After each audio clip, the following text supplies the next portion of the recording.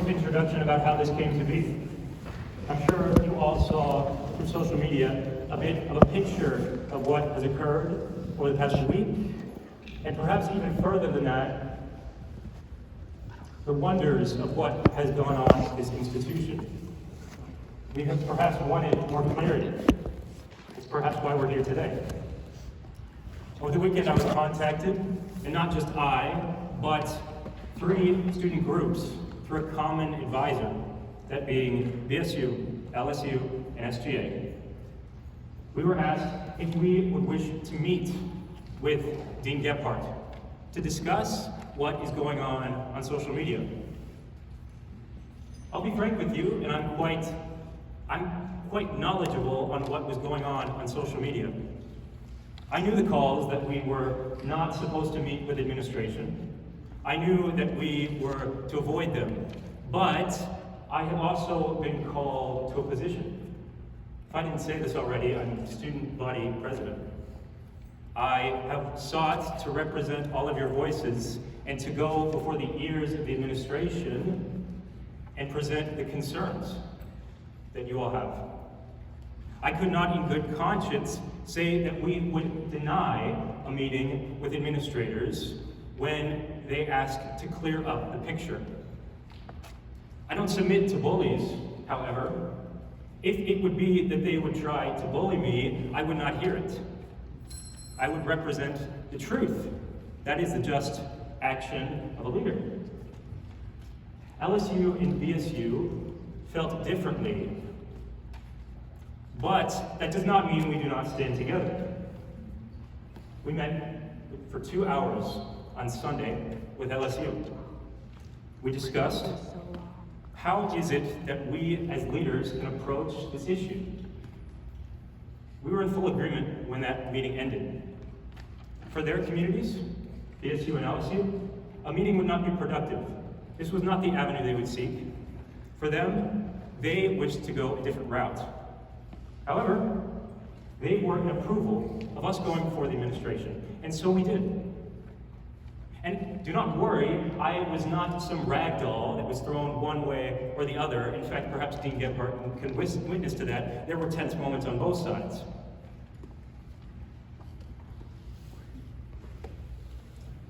SGA's goal has always been to hear the voice and concerns of the students. It's our core mission value. We hear them, we address them, we bring them to the proper individuals in the administration or wherever that might be found, and we say to them, this is an issue that is in need of resolving. This is how it should be done. And so that's what we did. We were invited on Monday morning to meet with administrative officials. They're present with us here today.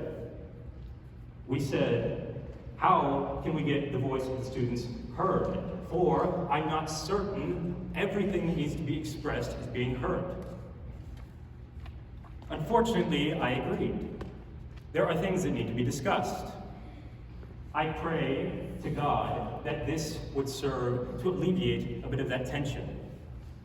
So we decided to remove the misinformation that was being spread on social media and to give a voice to the students.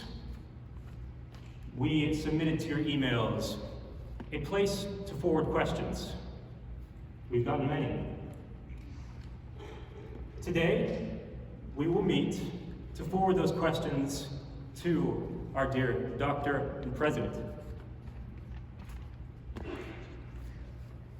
Now is the time to begin to make progress.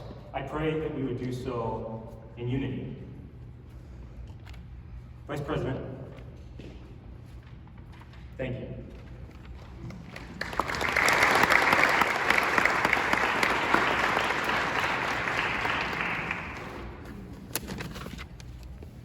Hello everybody, I'm going to be hosting tonight, making sure everything runs smoothly, and fielding questions to our beloved president here. And I would like to first start off by asking him to introduce himself. Thank you. I'm Russell Don, president of Concordia, Chicago. Beautiful. You can take a seat. And then, Jack, I want you to sit up here too. I love the sound. That's So, oh, wait.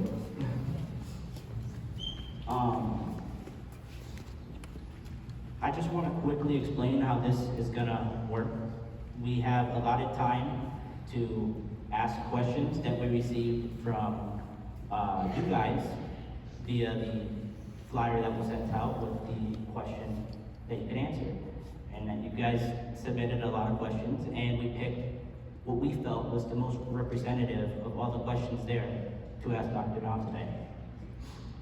That will be the first part. The second part will be a short Q&A. That Q&A will be brief, 20 minutes, but we pray that we can answer the majority of concerns here today. Without further ado, I'm going to take a seat just because I don't want to stand.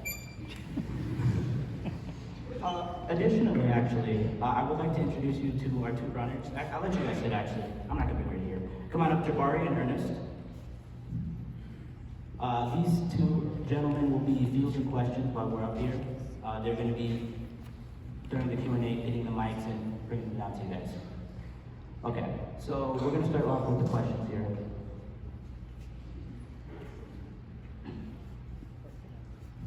Question 1.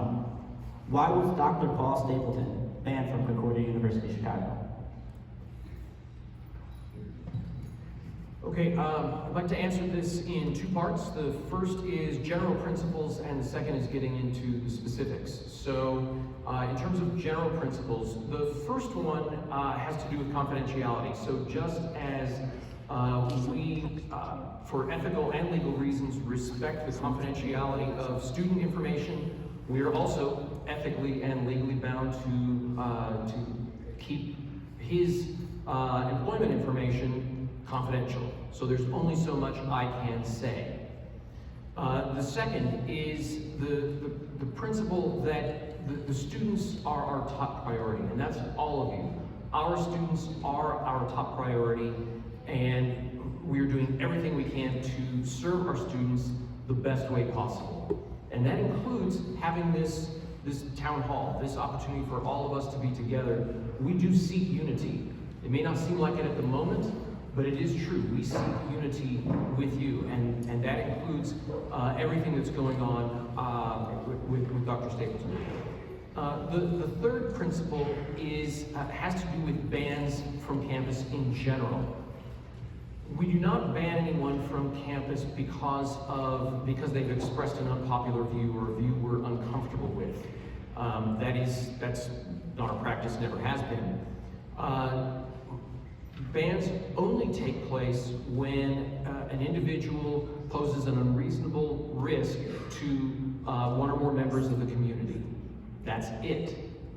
That's the only reason someone is banned from the campus community. Now you might ask, has he done that? Well, that gets us back to the first one, which is confidential information. I cannot talk to the specifics of Dr. Stapleton's situation. But understand, we only ban when someone poses a risk to one or more individuals in the campus community. So now getting to the specifics. Dr. Stapleton is still employed by the university, and that remains the case. I know that there were some rumors out there to the contrary. He is still employed by the university. Secondly, he was invited to teach his classes online for the remainder of the semester and has refused to do so. And the third specific is that we are implementing a plan to serve the students in those classes well, and we will be emailing those students by the end of today. Is that correct? Correct. By the end of today, with exactly how their courses will be taught out for the rest of the term, and I believe the intention is that those would be face-to-face. So that we're not having a permanent change of modality is the goal. Thank you. Kind of following that same track there, the second question is, what actions have been taken in regards to the other professor against which the allegations were brought against? So the professor with the alleged racist comments in class? Is that, Yes. okay. So, Alleged? again, can only say so much. The allegations came to my attention 5 days ago. 5 days ago, I was completely unaware of these allegations before 5 days ago. They were submitted officially through our portal 3 days ago, on Saturday. Before that, there was no official allegation against that professor. And, contrary information is out there, but it is not true. It was officially filed on Saturday. Monday morning, we promptly began investigations into those using our usual procedures. No special procedures, no diminished procedures, no nothing like that. We are treating this case like we treat every other case, which is seriously. If there are allegations, we want the truth to prevail. Now, there are rumors out there that this particular professor was handpicked by me.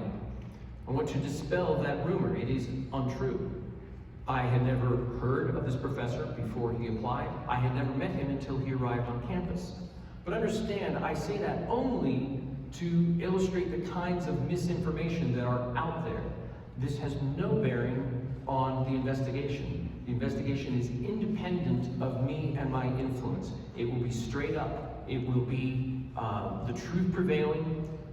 No one is going to be hung out to dry as the fall guy. No one is going to be shielded and protected. The truth will prevail. Thank you. I would like to remind the audience that as these questions get progressively more difficult, to remain calm, peaceful, and supportive. Thank you. The next question is, does CUC realize that there has been an issue regarding race? We do, as I look around, clearly. But I will suggest that I knew a lot less about it before the last several days. We can only know what comes to us.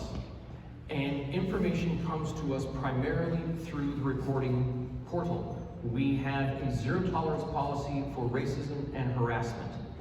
And we abide by that. I've spoken in the past with the current Dean of Students and the previous Dean of Students, and we always address everything that comes to us, basically everything that gets reported to us, and we treat it with utmost seriousness.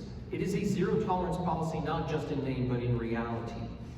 And so we can only know, as I said, what comes to our attention. Now, we are wanting to work more diligently to make sure things do come to our attention. You are the first step in making sure things come to our attention by utilizing the portal. It's easy to use, but if you are feeling intimidated and don't want to just jump right out there and use it, find a friendly faculty member, a friendly staff member, and that person can help you.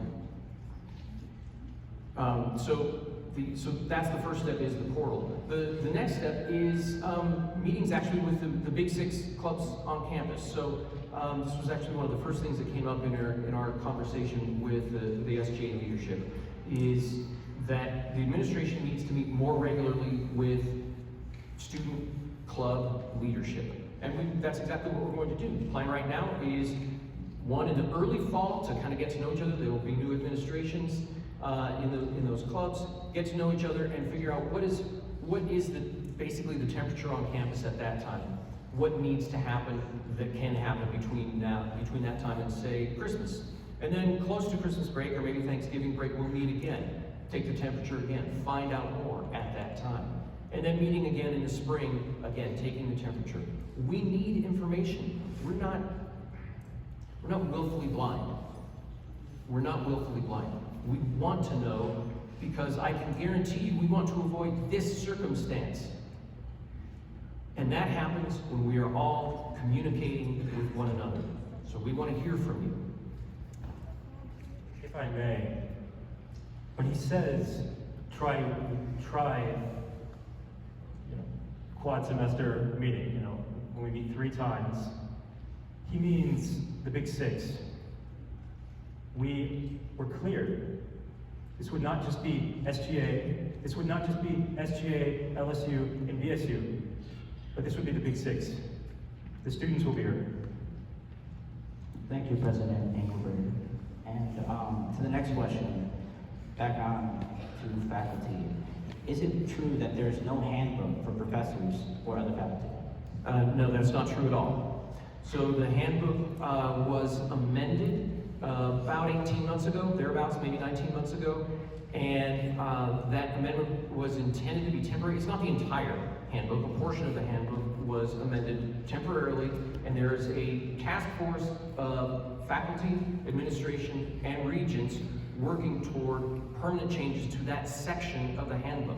But that section of the handbook was, as I said, amended, not dismissed, and the rest of the handbook still stands. It is simply untrue that we are without a faculty handbook. You can go on the portal. Well, if you're faculty, you can go on the portal and see it. Thank you.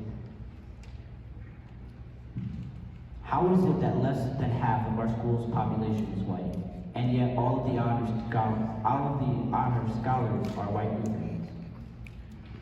That is a good question, and I'm not involved in that process. I have been informed about the process. When I heard that this question was coming, I got informed about the process. The process involves, well, first of all, it's blind. There aren't photos, there aren't descriptions of religious tenets or anything like that in it. It is it's based on essays, it's based on test scores, it's based on grades, and it's a group of faculty who vet it. Now, I'm aware that it's odd, I will say, that it landed the way that it did. Please point out. And therefore, we will re-examine the process. Have you heard what he said? You laugh, yet you miss the point. When we come to him with a question and we say to him, why are only white Lutherans being picked? He does not say, forget about it. He says, let's fix it. Let us remember why we came here, ladies and gentlemen. On that same question, there's a follow-up, and mine already sort of answered it, but it says, what is Concordia University doing to provide more scholarships for students? Oh, I guess this is not really, sorry. Scholarships for students not in any church work programs or who are members of LCMS. Yeah, that's a great question, and we do as much as we can to provide financial aid, scholarships for as many students as possible. So I believe this is our first year that we have implemented a scholarship for first-gen students. That is not for first-gen Lutheran students, not for first-gen church work students. I mean, they're eligible, but it is for first-gen students, full stop. And we have something like 200 endowed scholarships available, and that list goes out, and I don't know if the entire list goes out. Is that correct, Dean Gephardt? No. You don't know? Not the entire list. Okay. Well, we are always trying to provide more and better opportunities to serve our students through financial aid to make college more affordable. Always. We have quite an affordable education, but we're always trying to make it more affordable. And in terms of finding donors to fund scholarships for non-Lutheran students, we are constantly doing that. We have conversations, my development VP and I have conversations about how do we expand the donor pool? How do we expand the donor pool beyond the LCMS? Not that we don't want LCMS donors, but we want other donors as well, because we want to serve all of our students at the best way we can. We have scholarship for students going into the health sciences. We have scholarships, as I said, for first generation students. We have a scholarship for, it's an endowed scholarship for African American church work students. So that's kind of a hybrid. It is Lutheran church work students, but it's for African Americans specifically. We do everything we can to serve you, our students, financially. Okay, Dr. Don, this question is addressed sort of towards you. It says, as a student, it is rare to ever even see Dr. Don on campus. How are students supposed to trust the president who fails to interact with them on a daily basis? How has the university allowed this culture of, in quotations, presidential aloofness to occur? Yeah, that one pains me. That one stings, and I'll tell you why. I spent wonderful years in the classroom. That was my favorite thing. Just being in the classroom with students, office hours talking through issues, having that connection with the students. And then I came to a new role. I love this new role, but there is something that I miss tremendously about that, and that is being connected with the students. I would love to spend hours in the classroom, hours in the office, talking through the issues that come up in classes around political thought, which is what I taught, history and political thought. But my job demands are heavy, as you might imagine. I find myself, unfortunately, linked to my computer more than I want to be. I find myself, unfortunately, linked to an airline seat more than I want to be, because that's the nature of the job. I would work to connect more with the students, but I will also tell you, I am out on the road a lot, and I am working hard so that this place operates as smoothly as possible, so that this place benefits the students as much as possible. That's the work I need to be doing for the sake of this place. I also want to be more connected with you, the student body, and I will strive to do that while still meeting the needs through my ordinary job duties. All right, thank you. And this next question is from the perspective of a student. I've heard many comments from students of professors making very racist, sexist, and inappropriate comments that make students feel less. However, despite them voicing these concerns, they are shut down. Why is this, despite all these concerns, no movements have been made towards this issue? Yeah, that's a troubling one. Could you read the question again? About halfway through, about reporting and they get no. It says, despite them voicing these concerns, they are shut down. Why is this? Yeah, that's what I needed. Voicing these concerns and being shut down. That's unacceptable. Simply unacceptable. Now, I don't know how this is happening. I don't believe that it is happening through the portal, and that might seem like, well, the portal is not a magic word. The portal is your opportunity to voice what needs to be voiced and be sure that the administration hears it. If you're voicing it in other ways and you're being shut down, I'm sorry about that. I don't want that to happen, and we will look into what's going on. We need to know more about that, because it's not acceptable if racism is being perpetuated in the classroom or in the residence halls or on the playing fields or the courts or anywhere else. That is not our goal. It is not our goal to hide from that. It is not our goal to pretend it doesn't exist. It's our goal to understand it and to work together as a community to repair it, to repair relationship. So use the portal. Please use the portal. If you are not comfortable with the portal, work with someone to use the portal and get these concerns to us so that we know. And that includes the things that may have already happened and you tried to voice them and you're saying you got shut down, put it in the portal and we can address them. Right? That's how this operates. It's simply the process. It's not meant to be a barrier, it's meant to be a pipeline. All right? Is that helpful? Did that answer it? I mean, I can't say it. I'm not the student. All right. We'll have time for Q&A, so we'll be sure to get you during the Q&A. 20 minutes of Q&A. Hey, you'll be the first one for the Q&A, okay? I promise. You'll be the first one.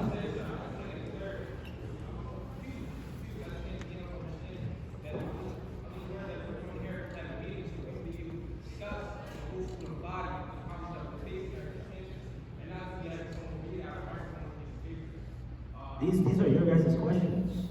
Yeah. Okay, can you use the mic? We have a mic right here. Sorry, I can't hear you. I was just confused on to why we came here as a student body to have a discussion with our administration, our leaders that run the school, to have a discussion between the student body and us.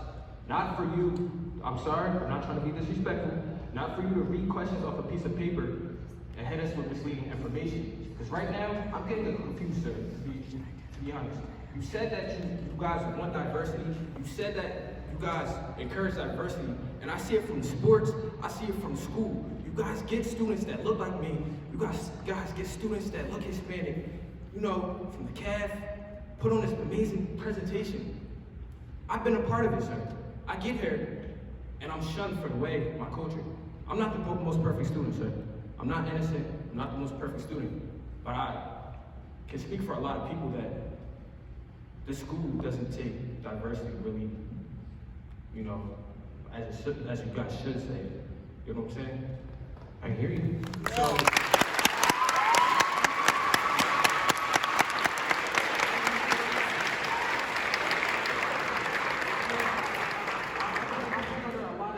I've been on a lot of situations, I've been on a lot of stress between the school and itself, but I really have a question. I really have a question. You say that to get help, you have to go through the forms. You have to submit a form. I personally submitted 3 forms, and only one got solved because me and my friend kept coming back and pressing the issue and threatening to go public with it. I feel like you guys don't want us to go public as a student body with certain stuff and try to hide certain stuff. And we're coming to you as a student and trying to put a light on it, because we know if we walk out here today, out of this meeting, the way you guys want to do it, this will never get solved. We have to confront the problem the way it is. It might be wrong. It might, the truth hurts. The truth hurts. But you guys need to hear the truth.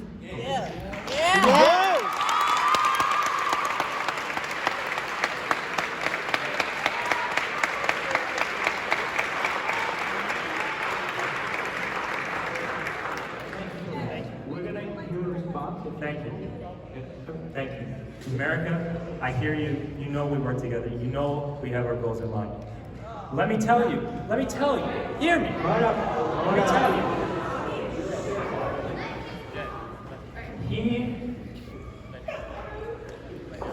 This is the beginning of something. We can't have all the solutions now. Let's get started. Okay, so to your points, we are here to have a discussion, and the discussion includes, all of these questions are questions that were submitted by students. But,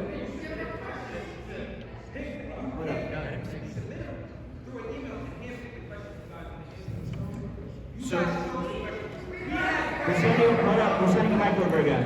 okay. Yes, gentlemen, finish. So,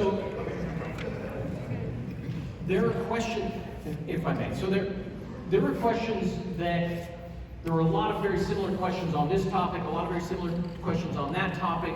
And so what the SGA folks did is they kind of grouped them. Here are ones on this topic, and we'll pick one that will help illuminate the entire topic. And here's, because there were 60-some questions. There's no way we can go through all 60-some questions. And then here are the ones on that topic. We'll go through those. But we need to set aside time for floor Q&A, and that is part of this is floor Q&A, part of it, which is the discussion, not just ones that we're reading, but ones that are coming from you. So now you raised the issue of having put complaints into the portal. I can't speak to that because the information has not come to me until just now. But That's how most effective way to report. I female students at the Title IX that got dismissed. I personally reported race situation there that I experienced. Some of them never got back. And I feel like you guys try to hide stuff, and we just come in here to try to know the truth. That's all. yeah.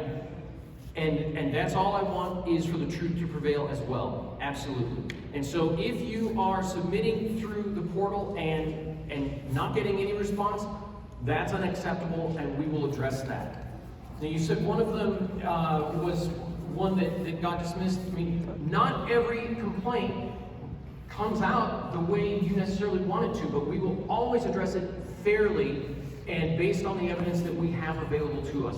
We want the truth to prevail. And this is the route. Now, if the route is broken, we will fix the route. Because again, this situation is not the situation we want. We're a community. We are a diverse community, and we want to be able to look one another in the eye and respect one another and know that we are respected in return. That is the goal. I know it's what everybody here wants. I know it's what I want. To know that we are respected in return. And I want you to know that from me. But you can't know that from me if your complaints don't get heard. So that's why we're here, and that's why we have the portal, and we'll make sure that the portal is working properly. That is the best way. Let's make sure the best way operates. All right, hold up, 1 second. Hold up, please. Okay.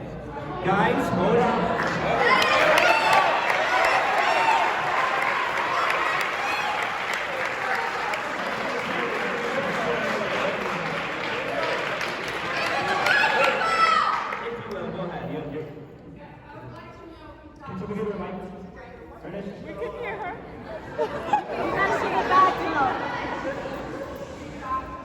Oh, she got a mic. I would like to know who Dr. Stapleton threatened. That is a bold-faced lie. He threatened no one. And in fact, President Dawn, he was threatened by a dean who swung at him.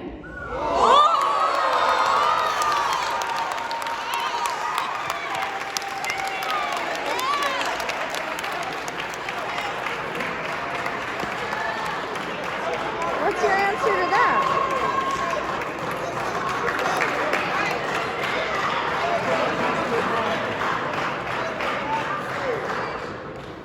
Okay, first of all, I am not at liberty to say whom he threatened. Well, you were at liberty to lie just now.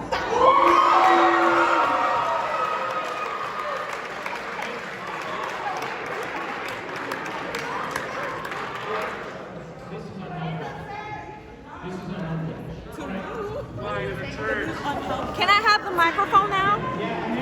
I need the microphone now. To answer the question. All right. So I am not. Hey, America, wait. I am not at liberty let's on to discuss open investigations. I am not at liberty to say whom he, to whom he was a threat. I'm also not at liberty to discuss the allegation of someone taking a swing at him. That allegation is out there and it is being investigated properly through our proper channels the same way. Okay? I am not at liberty to discuss. Okay, where'd she go? If he's threatened a student or a faculty, why is he not banned? Believe me, I want to discuss this, but I am legally and ethically bound not to discuss this. Ethically? It is, my hands are tied. I'm sorry. I would like to. We have a representative up here, if you mind responding on behalf. Going back to the situation, LSU and BSU would like to clarify with all of you. We did refuse to meet. We did not refuse to meet with you out of disrespecting Kathy. We do really respect you. You have shown us that you want to give us your time when we ask for it, okay? So we do respect you. But the issue is this is more than the Latino and Black community. You have a Muslim community, you have an Asian community. This is a student body community, which is why they look up to us. Like you said, Chad, you have your duty, we got our duty too.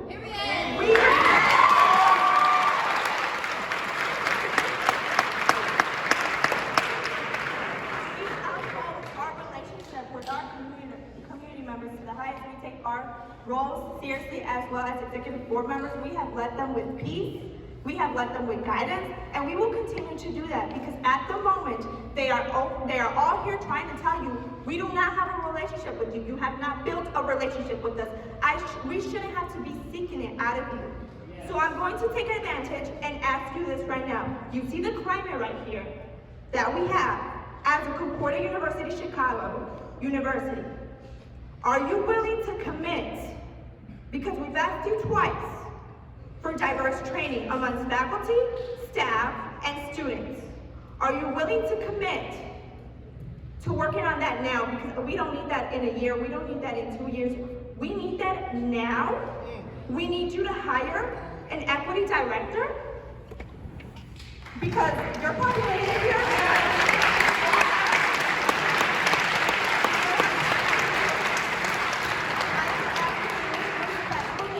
because I come to you respectfully, are you willing, all three of you, to commit to that, yes or no? As a matter of Let's get fact, this to Mike. Go ahead, check it out. this is a conversation we have been having. Let him talk, guys. Give everybody a fair chance to talk. We've been trying to find a diversity training protocol that fits with our uniquely scriptural mission as a university. What? Please let me finish. We have not been able to find one that suits us, so we decided that we're not just going to let that go, we're going to create one. And so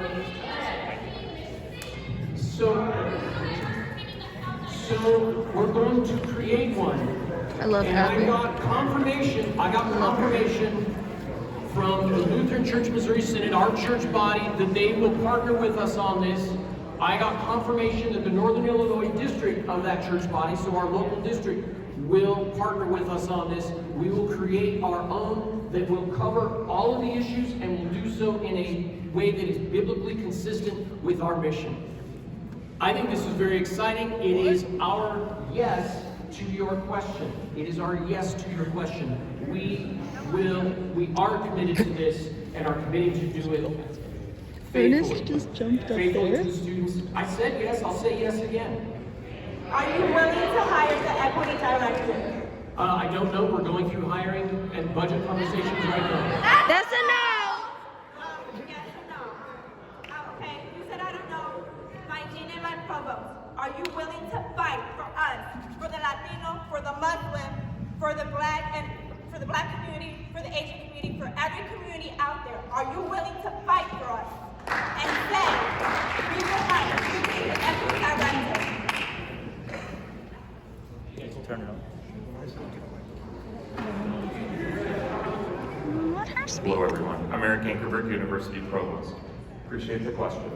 I hope in your experience with us as leadership and with the executive team, we are very concerned about our students. Okay? That is our number one concern, is making sure that we care for our students. I appreciate the question. I do need to have, and I would appreciate having the opportunity to talk about what that position would look like, and to meet with your group, other representative groups, with student government, and start that conversation as we're looking at our staffing for next year. Okay? I can't promise more than that. I think it's a consideration. I'd like to know what you would like to see in that kind of position. I'd like to hear about that. I think, you know, in our collaboration, we're always number one concern, listen to student needs. And let's start there, and let's have that conversation next week. When we have that conversation next week, are you all willing to release a statement to the student body where you discuss the conclusions that came out of that meeting? I'm willing to do that.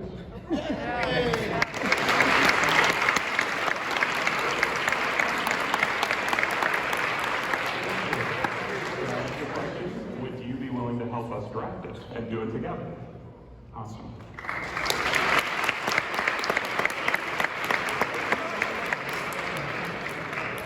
Thank you for your response. We're going to take a question in the top row. It's so weird being an SGA. Ernest in the white, right in front of you. Like so. So you mentioned diversity, right? And how like the school is very diverse, obviously, right? But you took out diversity in the mission statement. You took out women in that diversity statement, in the missionary statement. You took out creativity in the mission statement. So I assume as the president of this school, you look at the mission statement before it actually goes out. So why did you okay taking the diversity out, taking the women out, taking the creativity out in the mission statement.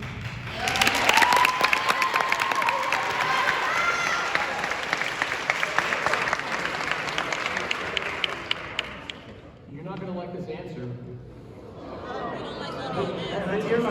Mission statement was changed before I became president.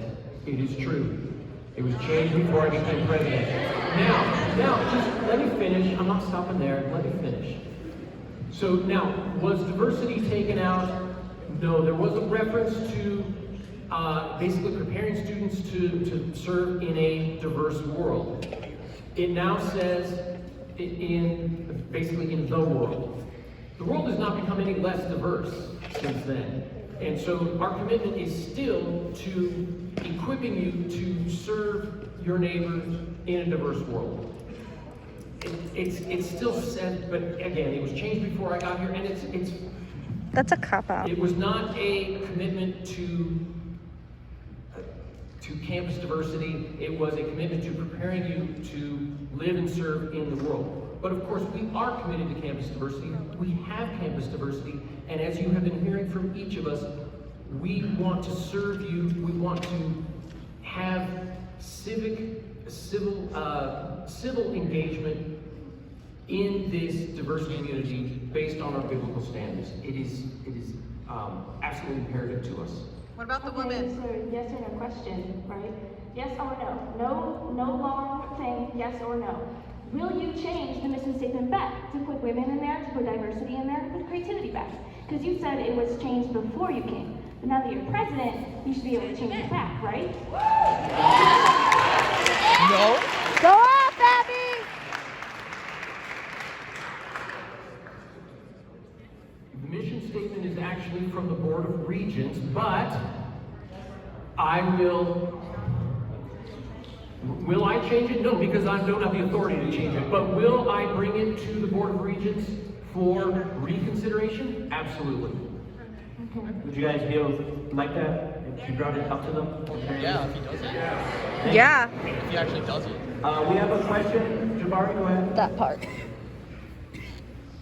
I'm sorry. I know I'm speaking a lot. I just want to, this is how deep, the quality here is. While I was speaking, my old football coach, I want to point out, how you doing, Coach Lambert? Remember me?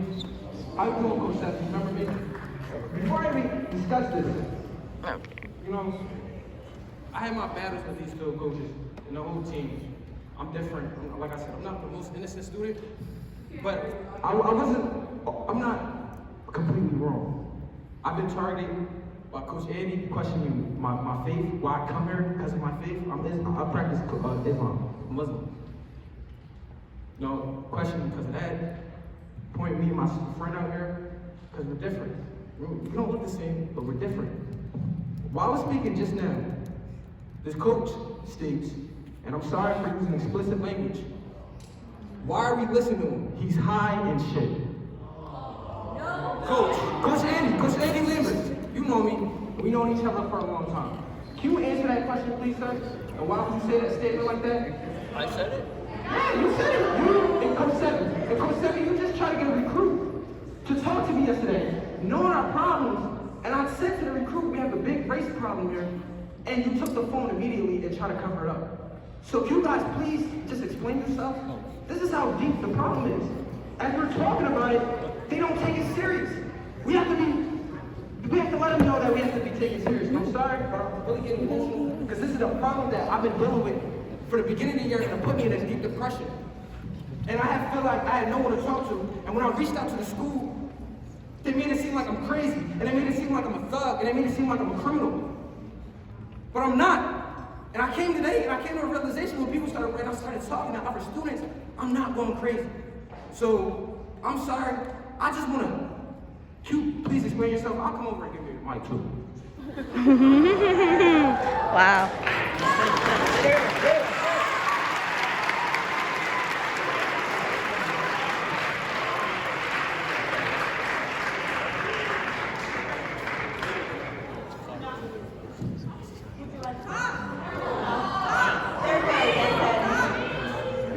Y'all want to speak?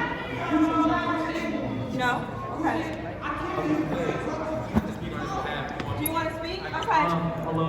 guys. I'm gonna let my friends.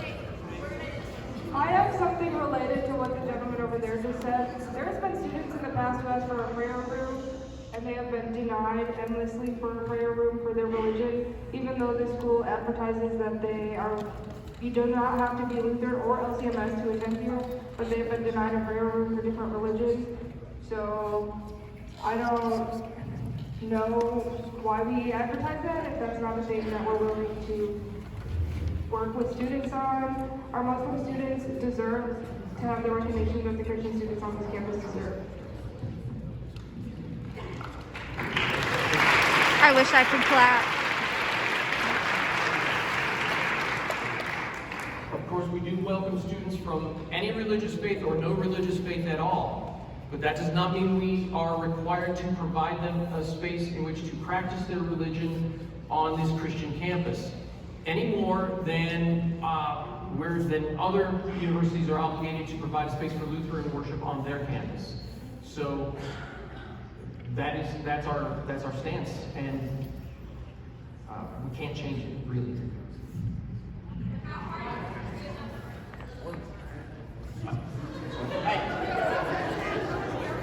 All right, She said thank you it's very much. usually a room. Do we have any more? Oh. How hard is it to give them a room?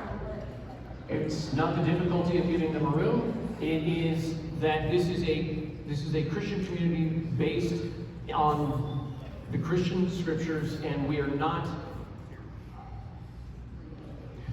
providing a space for contrary worship. It is not that we don't care. Contrary? It is that we are not providing a space for worship other than Christian worship. Then you aren't open to other religions. That's what that means. You want to be Lutheran, say that. Say that's all you care about.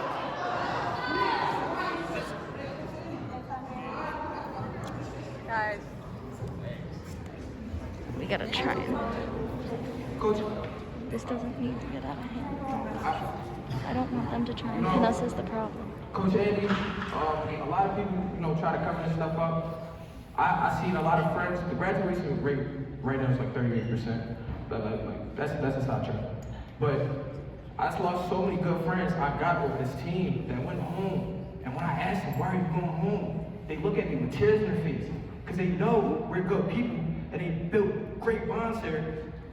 But they can't do it. They can't survive, if I can say that. They don't feel like they can live here because of the problems here. And it starts with the administration, and it goes to sports, and we have to call it out. Okay. This goes back to my argument with the equity director, because these black men have no mentor. These black men have nobody on this campus. So, to represent them. So we're telling you we need it, we're not asking you. That part. Period.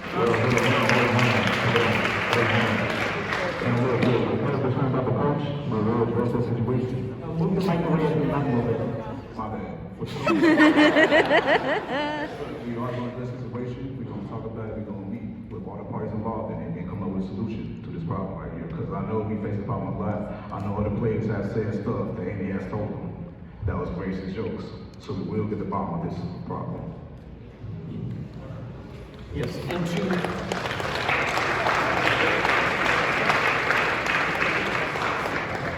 to build on that, yes, this is part of a zero tolerance policy for racism, and so we will address the issues.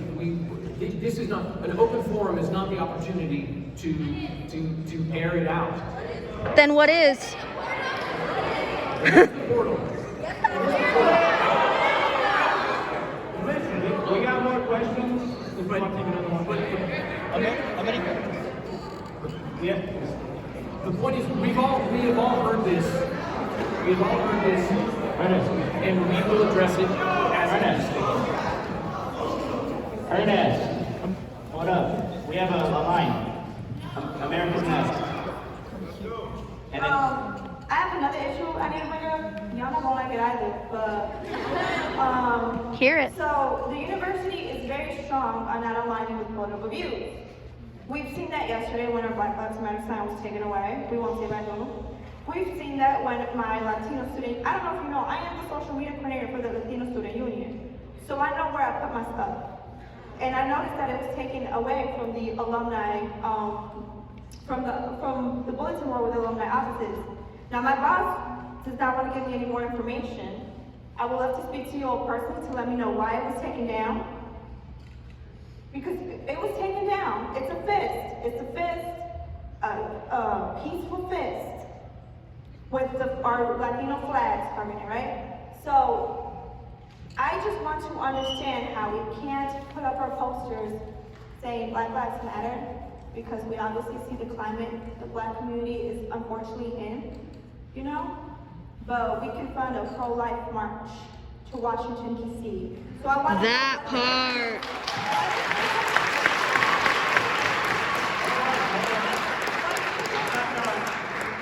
Y'all aren't political, and it's BS. And fighting for Black lives. Because you are.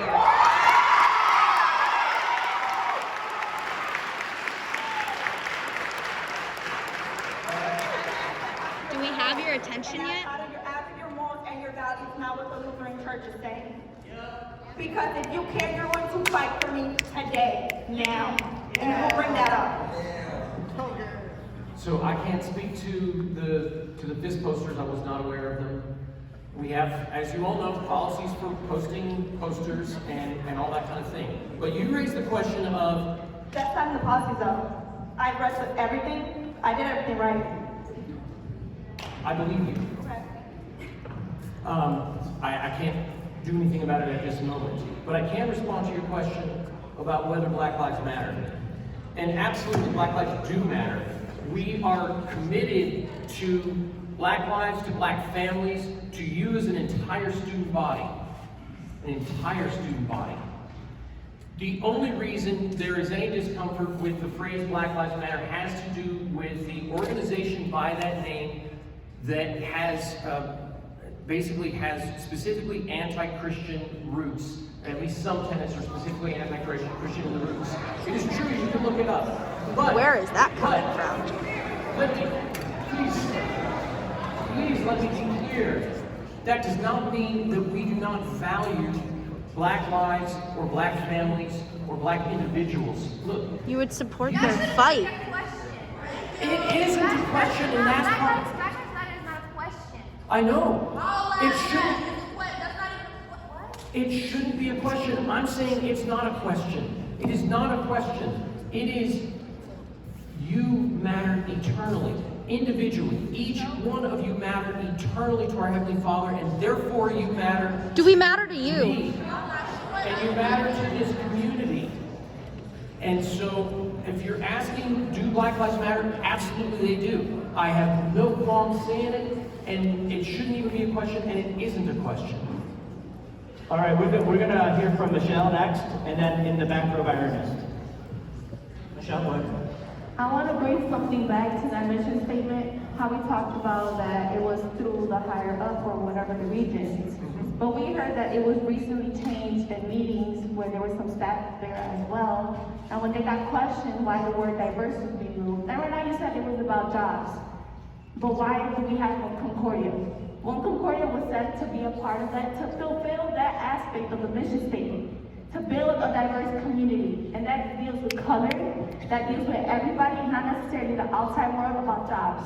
We weren't talking about diversity. Right there, that's what we have with Concordia, am I right? Yes. Okay. I didn't know if you were asking. Either one of you. Yeah. So it was changed recently. the mission statement Yeah. was changed in 2019. But why were we just notified about it right now? We were told to remove posters and other things because they had the past mission statement, and this was just a recent change. Oh, the change, it just takes time for people. We don't have a list of every poster that has our mission statement on it, or every plaque that has our mission statement on it. So when we find one, oh yeah, that still has the old mission statement, so we'll put up the one that has been in place for 3 years. But the aspect of diverse means the people of color, it wasn't meant for different jobs, different cultures outside of the world. We're talking about here in Concordia. So I feel like that should just be clarified to the students that aspect was for that. And another thing is... Wait, clarify for the students. To the students. What should be clarified? I'm not sure I'm following you. That word diverse isn't about jobs, that it's about a different color here on campus. Because the way that you explained it was that way, but why did we have One Concordia? The purpose of One Concordia was for that aspect of the mission statement. Absolutely. So, okay, I was just having trouble following the question. Absolutely, we are committed to supporting this diverse community in a way that demonstrates our respect for each individual. As I said, when I see you on campus and you see me on campus, we need to be able to look one another in the eye and know that there's mutual respect.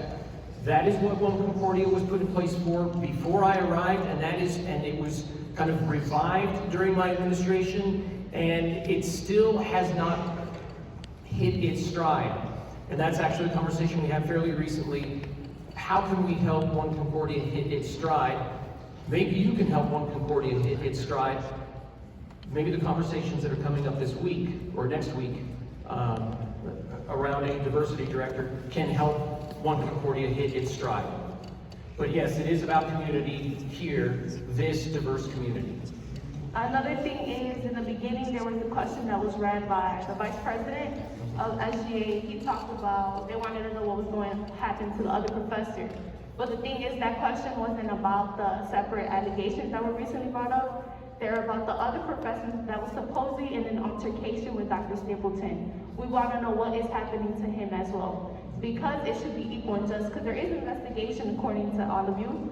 So shouldn't it be that both professors should have the same consequences, should have the same outcomes, not just one professor being banned from campus?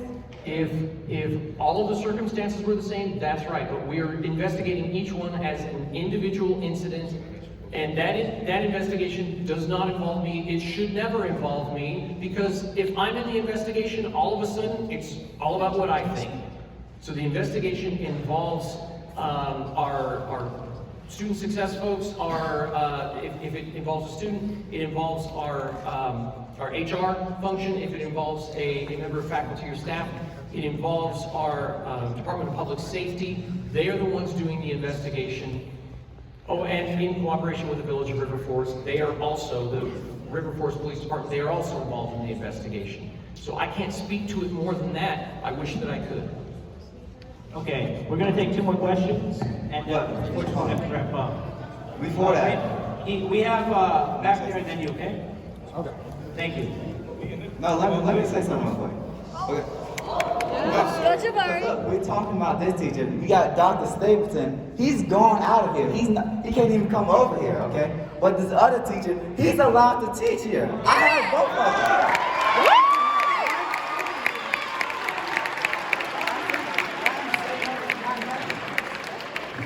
He's actually here. I seen him beforehand.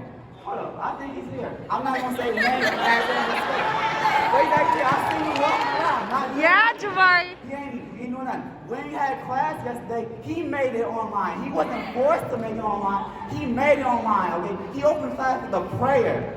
Like, he praying for what? He ain't never did that before.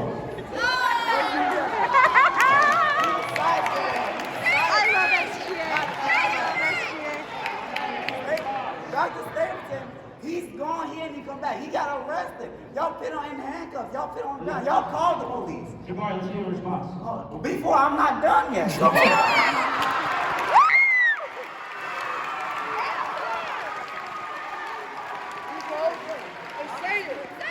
Say it.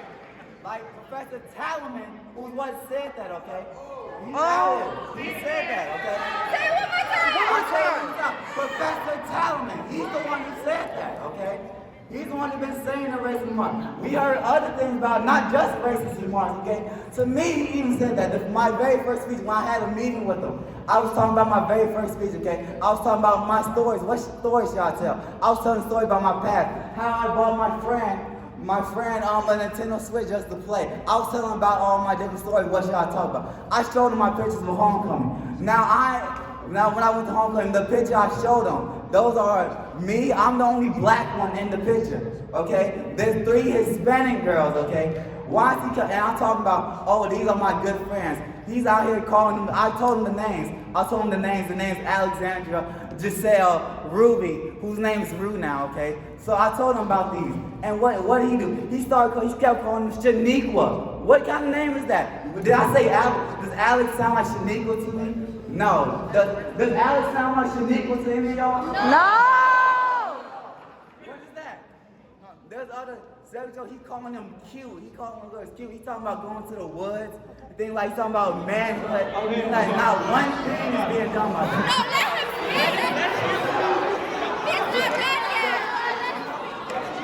What do you have to say about this? And no, I don't want to hear you saying, yes, oh, you're going to look into it. I want to hear your opinion. Let me hear your opinion. Okay, just give me your opinion, okay? Because you have my opinion of racism is that it is a no opinion of talent. I am not at liberty to give an opinion on Don't try to talent. silence him, seriously. He doesn't need to do this in this public forum. That's the whole point of this. It's not calling out a person by name. No, but it is. We need to address it. We will address it, not in this forum. Then why would you even start this? It's not to call out individuals. Look, if you want the best results out of this investigation, come forward. And not just now, okay? If you want the best results out of this investigation, come forward and not just now. Okay. So, do you think something's going to be done? Pardon? Do you think something's going to be done? Do you want something to be done? Absolutely. Do you think it's going to be done? Yes. Y'all wanted to discuss with us, and this is where we're at. We're trying to be respectful, but this is where we're at right now. This is the climate we're in. You don't seem happy that we're doing this because you're not happy he's speaking. I want to bother to speak up. He's calling out an individual. Okay, and that individual needs to be called out That there. person isn't here to defend themselves.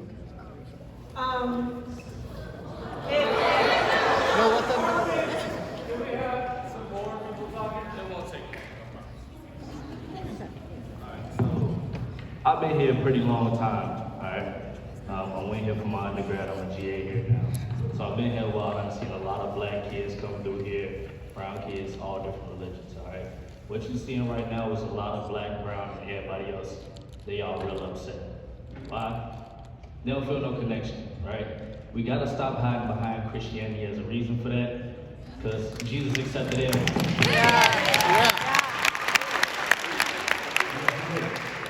We can't keep hiding behind Christianity as an excuse for that. Jesus accepted everybody, all right? So it's a lot of stuff that these kids asking for, that's a real simple thing to solve, you know what I mean?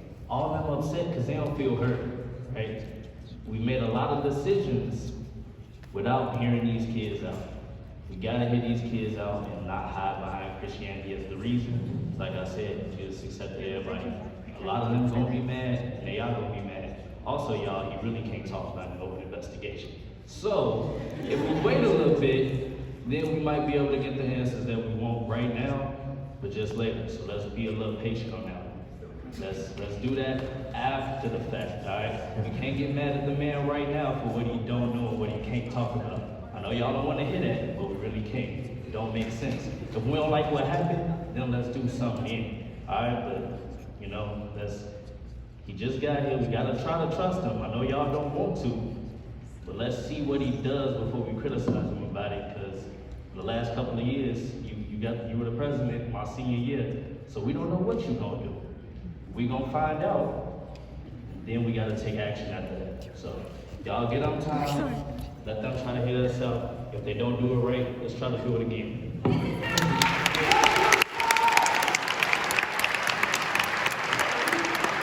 Are you going next?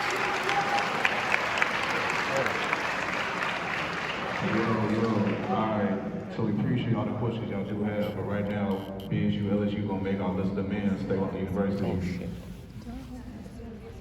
The student body would like to make our demands they want the university to do for us. So again, I want to clarify, this is not the Latino Student Union, this is Black Student Union. We're here together, we're not here divided. First and foremost, we would like to let you all know that we, the student body, out of respect for how amazing people and mentors and the fight that they have fought for us, we stand with Dr. Stapleton and Dr. Cruz.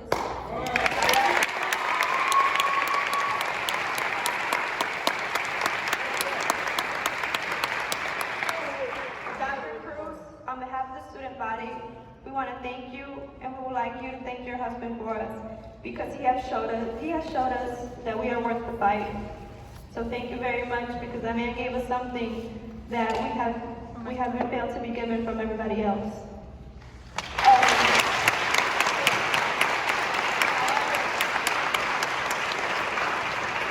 We would like to clarify that the situation is not the only cause of our community's anger, as this kind of behavior has been going on for longer than any of us can remember, and that comes from alumni, current students, and transfer students. The recent events have shed light on a side of Concordia that we were all aware of. The side of Concordia has made its appearance known, only for it to have been swept under the rug from time to time again. Once again, we are all having to call upon this issue, but this time we will make sure we are heard. This university has continually drained the spirits of its communities, and we are fed up. But we promise to you, as a student body, that we will move forward peacefully. Concordia has failed to serve the minority population on campus on numerous occasions, and dismissals of our pleas has resulted in an alarming amount of incidents, such as negative student to instructor experiences, faculty feeling intimidated into silence, a lack of urgency with discrimination reports, and the incidents that have taken place on campus within the past 2 weeks. This has left the minority population feeling severely mistreated, underrepresented, and all out ignored. As a student body, we urge Concordia University Chicago administration to formally commit to serving its minority students, stand in solidarity with us, and to support us in solving the issues we face facing on campus, within the classroom, and in life. We believe that this will be evident throughout the meeting following. Wait, what? I'm so sorry. We want you to commit to hiring more diverse faculty and staff. We need that. Our community are showing you that we don't have any mentors to look up to. We don't have any mentors to trust. We do not have that relationship. This is urgent. A good place to start would be with hiring a director of equity and inclusion. We ask that you work with us, like you stated that you would, in hiring that individual. Create mandatory diversity and cultural competency training for all faculty and staff. This includes adding cultural sensitivity training as a part of our college vocation. This is critical to ensure that Concordia is not only bringing in culturally competent adults, but also helping them be creative as well.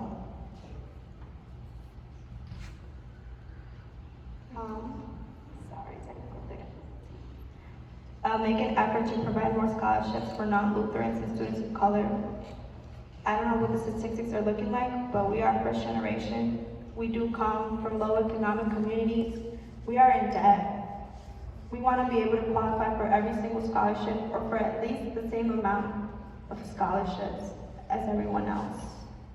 We, the student body, feel that these demands are more than reasonable and well within the university's abilities. We look to work with the university as a student body at each step to ensure our needs are being met, and strongly hope that this can be the first step towards healing that relationship between administration and student body.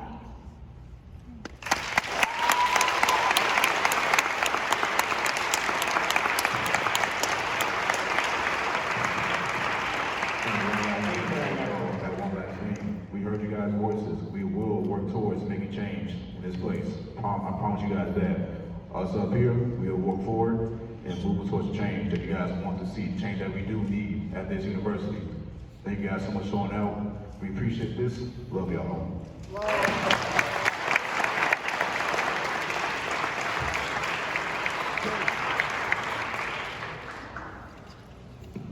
Thank you for coming out. Those of you that are walking out, I mean, that's fine, but those of you that would wish to take what has been done before the Lord now, I wondered if we could pray about this. If not, you can walk out. Shut the door. Those